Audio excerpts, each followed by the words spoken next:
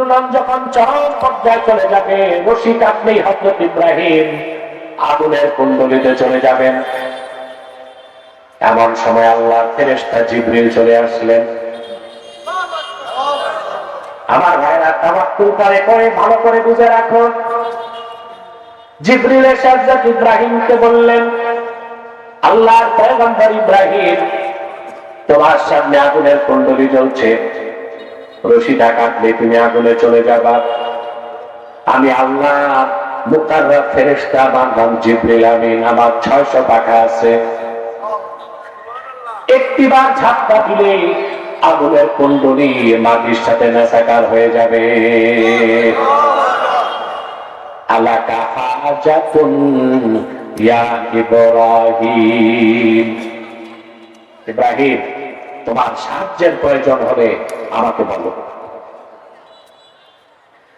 আল্লাহর পয়গম্বর ইব্রাহিম খলিলুল্লাহ বললেন, জিবরিল অবশ্যই সাহায্যের প্রয়োজন আছে, কিন্তু তোমার কাছে আমার প্রশ্ন, হাজাতুন ইলাইকা আও ইলাল্লাহ,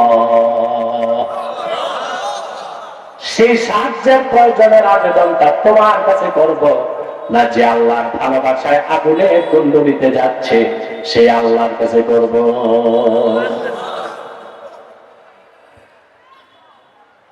কাঠের কামান ঘুরতে লাগলো, রশি কেটে দেওয়া হলো, হযরত ইব্রাহিম চলে গেলেন আগুনের কুণ্ডলীর কাছে। বুখারী শরীফের মধ্যে এসেছে, আগুন হযরত ইব্রাহিমের শরীরকে স্পর্শ করার আগে ইব্রাহিম নবী বলতে লাগলেন, হাসবিয়াল্লাহু ওয়া নি'মাল ওয়াকিল। আল্লাহ হাবিব ইরশাদ করেছেন, আব্দুল্লাহ ইবনে আব্বাস রাদিয়াল্লাহু তাআলা আনহুমা বর্ণনা করেছেন, হাসবিয়াল্লাহু ওয়া নি'মাল ওয়াকিল ক্বালাহা ইব্রাহিম হিনা উলকিয়া ফিন্নার। হাসবিয়াল্লাহু ওয়া নি'মাল ওয়াকিল, এই কথাটা আল্লাহর আকাশের নিচে প্রথম উচ্চারণ করেছেন হযরত ইব্রাহিম যখন তারে আগুনে নিক্ষেপ করা হয়েছে। আপনারাও বিপদে পড়লে কি করবেন?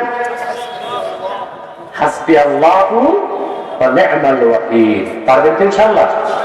এটা সংক্ষেপ, হাদিস শরীফে এসেছে লম্বাটা, হাসবিয়াল্লাহু লা ইলাহা ইল্লা হুয়া আলাইহি তাওয়াক্কালতু ওয়া হুয়া রাব্বুল আরশিল আযীম। 7 বার সকালে 7 বার বিকালে 24 ঘন্টার জন্য আপনি লেমিনেটেড হয়ে যাবেন। বিপদ আপদ, বালা মুসিবত, বুলেট বোমা, গোলা বারুদ কিচ্ছু আপনার শরীরে লাগবে। যদি বিপদ আসে তো বুঝবেন ওই দিন আপনি করতে পারেন নাই।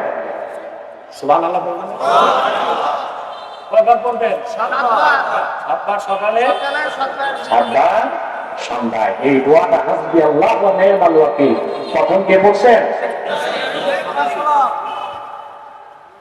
নমরুদ এবং তার লোকজন অপেক্ষায় আছে হযরত ইব্রাহিমের মৃত্যুর প্রহর গুনছে। কাসাতুল কোরআন ইবনে কাসির লিখেন, নমরুদ যাকে বাবা বলতো আযার ছিল তার নাম। প্রাসাদের ছাদের উপর দাঁড়ায় আযার আগুনের দিকে তাকায় দেখলো আগুনের লেলিহান শিখার নিচে সবুজ বাগান। হযরত ইব্রাহিম সেখানে হাঁটতেছেন। দুঃখ করে আযার বলল, নি'মার রাব্বু রাব্বুকা ইয়া ইব্রাহিম। হায় আফসোস রে ইব্রাহিম, আমরা তোমার আগুনে নিক্ষেপ করলাম, কিন্তু তোমার রব কত উত্তম রব, তিনি ছাড়া আসলেই কোনো রব নাই। আমাদের আগুনের কুণ্ডলীটারে তিনি তোমার জন্য সবুজ বাগান বানায় দিছে। এর নাম তাওয়াক্কুল। এর নাম কি? তাওয়াক্কুল।